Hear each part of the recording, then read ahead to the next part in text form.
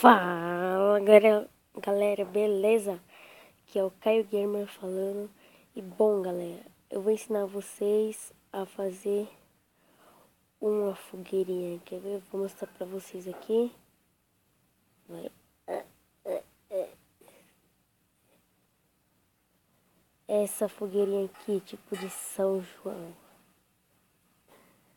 Ficou legalzinho até. Cidade aqui no sofazinho, conversando com as outras pessoas. Ficou daorinha até a fogueira. E eu vi isso no canal do Anony Plays. Então os créditos são todos para ele. Bom, para você estar fazendo isso, eu acho mais fácil você colocar em dividir controles e pegar um barco, qualquer barco. Aí você mira bem assim na tocha. Calma aí. Eita. Coloca um aqui. Calma aí. Um aqui. Eita, nós quebramos a tocha, deixa. Calma aí, coloca a tocha de novo. Deixa eu chegar mais perto e... Eita, passei. Nossa, mano, meu celular tá muito bugado.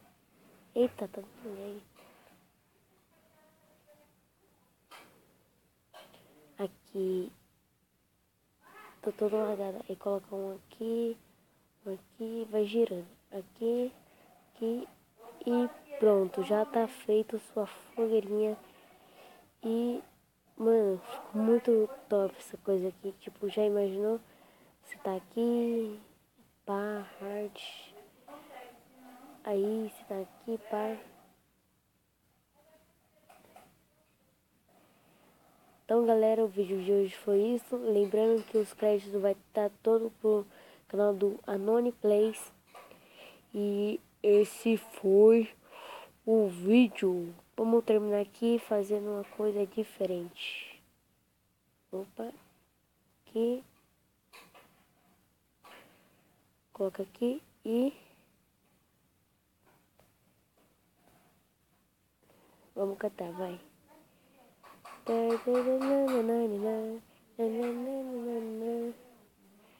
Então, galera, o vídeo de hoje foi isso. Fui e tchau!